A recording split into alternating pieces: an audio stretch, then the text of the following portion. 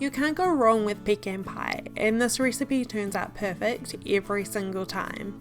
A sweet caramel filling bursting with pecans and a buttery, flaky crust, you won't be able to stop at just one slice. Welcome to Recipes by Karina, where I share with you how to make classic and simply delicious recipes. Make sure to subscribe or follow my page for a new recipe each week. We're going to start with the pecan, or pecan pie filling, however you may say it. In a small bowl, measure out a quarter cup, half a stick or 60 grams of butter. You'll notice I give the recipe amounts in metric and imperial, so no matter where you live in the world, you should find this recipe easy enough to follow.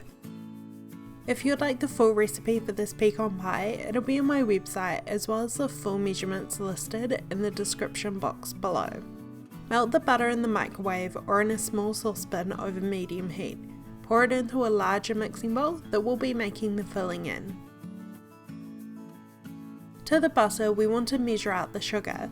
This recipe calls for brown sugar, which is going to add a delicious caramel flavour to the pie. We'll need 1.5 cups or 300 grams. You can use white sugar here if you would like, it'll just add less of a caramel flavour to the pie. One of the best things about this recipe is how well in advance you can make it.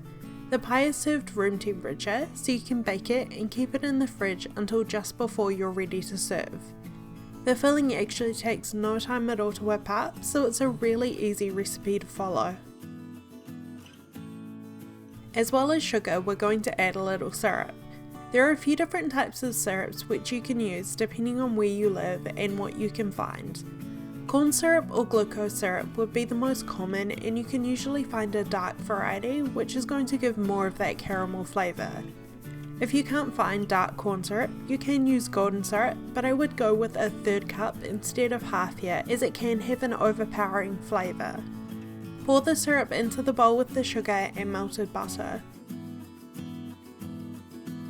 I'm adding half a teaspoon of mixed spice and 1 teaspoon of vanilla essence for flavouring. These are optional and can be left out if you want a more simple flavour to the pecan pie. I really enjoy adding the mixed spice, or cinnamon can be used instead for a warm, comforting flavour that pairs so well with the pecans. Add these both to the mixing bowl and using a wooden spoon give the filling a mix together. It'll be quite stiff at first, but the heat from the melted butter should soften the syrup.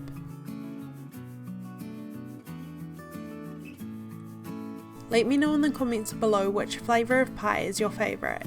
Mine would probably be a good apple pie with vanilla ice cream, which can be a little boring when there are so many different flavours to choose from. In New Zealand, where I'm from, we most commonly eat savoury flavoured pies like mince and cheese or steak and cheese, but a few sweet flavours are also pretty common.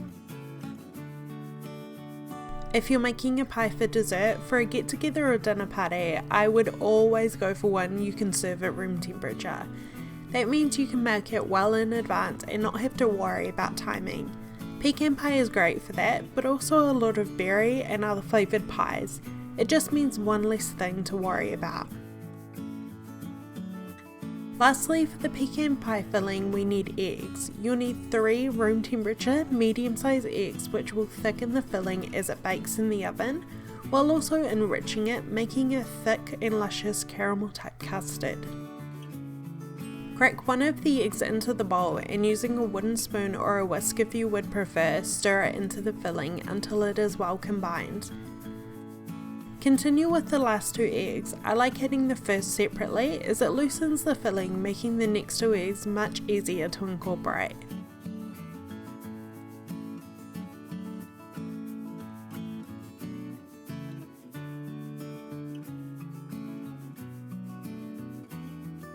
That is how easy and simple it is to make the pecan pie filling. Of course we need pecans, but these will be added to the pie separately. Set the filling to the side while we work on the pie crust. When it comes to the pie crust or pastry, there are a few different options to choose from.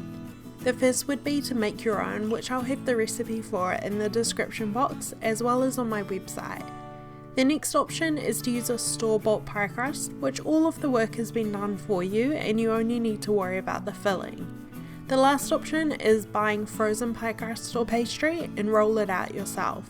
Choose whichever option would best suit you. I've made my own pie crust pastry, which has been resting in the fridge. Flour your work surface and begin to roll out your pastry until it is about 1/2 centimetre or 1/4 of an inch thick.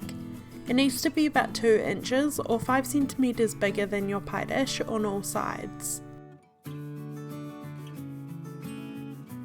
When the pastry is evenly rolled out to the right size, roll it up on the rolling pin. This is a great trick for transporting it, and place it over your pie dish. Press the base into the dish and start to trim off the excess. You can use a sharp knife or a pair of kitchen scissors does the job well. Leave a little excess, about 2 centimeters or an inch, for decorating the crust, but trim off the rest. I'm using 2 thumbs and a finger to press the edge of the crust into a pattern. You can do what I'm doing here, or there are so many other designs to choose from. Something as simple as using a fork to crimp the edges works perfectly well. I find this is one of the funnest parts of making pies, being able to decorate the crusts, but 2 pies never end up looking the same. When your pie crust is ready, take your roughly chopped pecans and pour them into the pie crust. You'll need about 2 cups. I'll save a few whole ones for decorating the pie before it goes into the oven. Take your pie filling and pour it on top of the chopped pecans. Don't worry about needing to mix it, the pecans will start to float to the top themselves. Take any leftover pecans you saved and arrange them on top to decorate. Place the pie into a 180 degrees Celsius or 350 degrees Fahrenheit oven on the lower rack for about 50 to 60 minutes. Placing the pie in the lower part of the oven, make sure the crust bakes perfectly as it will be closer to an element. There's no need to power bake the crust for this recipe, as it will bake easily with the amount of time the pie needs in the oven. When the filling has started to puff up a little and it only slightly jiggles in the centre, you can take it out of the oven. Leave it to cool completely at room temperature before placing it into the fridge.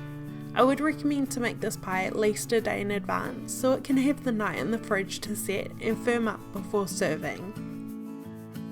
To serve the pecan pie, cut a slice and top with freshly whipped cream. You can serve it straight out of the fridge, or I prefer at room temperature. Thank you so much for watching. I hope you'll give this recipe a try, and I'll see you in my next video.